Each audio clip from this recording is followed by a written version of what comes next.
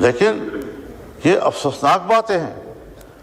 اگر امریکہ کے کانگریس میں یا وہاں کی کسی ایوان میں ایک ممبر قرارداد پیش کرتا ہے اور وہ قرارداد یا عمران خان کی رہائی کے لیے ہے یا پی ٹی آئی کے حق میں جاتا ہے، تو آپ یہاں قرارداد پاس کرتے ہیں کہ امریکہ کو پاکستان کے داخلی معاملات میں دخل دینے کا حق حاصل نہیں ہے. یہ پاکستان کے معاملات میں دخل دینا، اس کا تعلق صرف عمران خان اور پی ٹی آئی کے ساتھ ہے، کیا ہمارے اس آئین اور پارلیمنٹ کے ساتھ نہیں ہے؟ کیا ہمارے قانون سازی کے ساتھ نہیں ہے؟ کہ ہمیں حوالہ دیا جا رہا ہے اس بات کا کہ صاحب FATF ناراض ہو جائے گا، IMF ناراض ہو جائے گا، فلانا ناراض ہو جائے گا. یہ تعویلات کیسے ہم قبول کریں گے اور یہ کیسے ہمارے لیے دلیل بنیں گی؟ اس حوالے سے پورے ملک بھر میں ایک شدید قسم کی ناراضگی پائی جا رہی ہے، اور ہم رفتہ رفتہ اس بات کی کوشش کر رہے ہیں کہ کسی تلخی کی طرف ہم نہ جائیں، کیونکہ پاکستان اس کا متحمل ہمیں نظر نہیں آ رہا ہے آج کے حالات میں. ہم نے پارلیمنٹ کے ایک ممبر کو بھی اس تمام پیش رفت سے غافل نہیں رکھا، لا تعلق نہیں رکھا، بے خبر نہیں رکھا. اب مدارس کو کس چیز کی گناہ دی جا رہی ہے، سزا دی جا رہی ہے؟ ایک اتفاق رائے پارلیمنٹ کا ہوا ہے. اب صاحب کہتے ہیں کہ صاحب IMF اور فلاں فلاں وہ پاکستان کے ساتھ تعاون چھوڑ دیں گے، اس کی مدد نہیں کریں گے، ناراض ہو جائیں گے. یہ راز تو آج ہم پر کھلا ہے کہ ہماری قانون سازیاں کیا ان کی ہدایات کے مطابق ہوں گی اور ان کی رضامندی سے وابستہ ہوں گی؟ کیا ہم آزاد ملک نہیں ہیں؟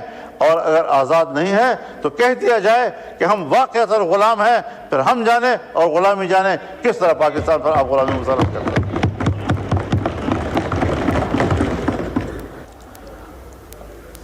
دینی جماعتیں آپ سے تعاون کر رہی ہیں. یہ 2001 نہیں ہے، یہ 9/11 کا سال نہیں ہے، یہ اس کے بعد کوئی 4 یا 5 سالوں کا مسئلہ نہیں ہے. دینی مدارس نے 23-24 سال ثابت کر دکھایا ہے کہ ہم پاکستان کے ساتھ کھڑے ہیں، ہم آئین کے ساتھ کھڑے ہیں، ہم جمہوریت کے ساتھ کھڑے ہیں، ہم قانون کے ساتھ کھڑے ہیں. پھر ان کا امتحان کس بات پہ لیا جا رہا ہے؟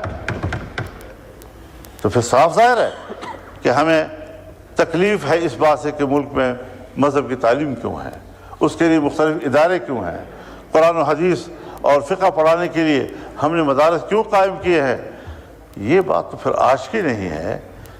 جب علی گڑھ مدرسہ قائم ہوا اور اس کے نصاب سے لارڈ میکالے نے اس وقت قرآن نکال دیا، حدیث نکال دی، فقہ نکال دی، عربی زبان نکال دی، فارسی زبان نکال دی جو یہاں کی سرکاری زبان ہوا کرتی تھی، سب نکالنے کے بعد اس کے مقابلے میں مدرسہ بنا جس نے انہی علوم کو تحفظ دیا جس کو انگریز اپنے ساتھ نکال دیا. اور ہمیں جدید علوم سے کوئی ایسا نہیں.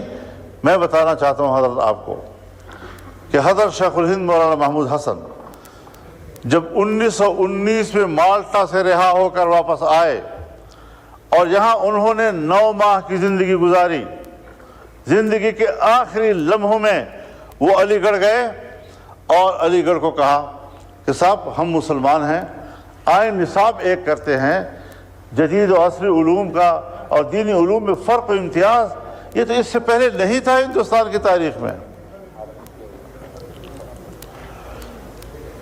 یہ تو وعلیکم السلام، یہ تو اس سے قبل نہیں تھا. بر صغیر سے باہر بھی کسی دینی مدرسے کا سوچ نہیں ہے. تو آئیے آپ نصاب ایک کر دیں.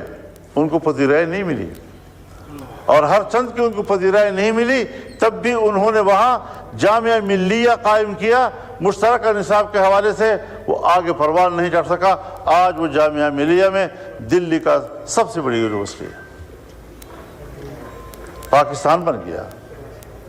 پاکستان بننے کے بعد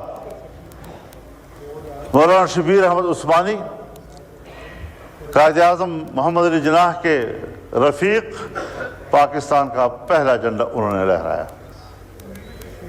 اور مفتی محمد شفیع عثمانی جو مولانا رفیع عثمانی اور رفیع عثمانی صاحب کے والد بزرگوار تھے رحمۃ اللہ علیہ، وہ 51 تک اس بیوروکریسی کے ساتھ، اس حکومت کے ساتھ رابطے میں رہے کہ اب تو نہ ہندو ہے نہ انگریز ہے، آئے ایک نئے ملک میں ہم ایک نیا نصاب تجویز کرتے ہیں تاکہ ہمارے بچے جو ہیں وہ تقسیم نہ ہوں۔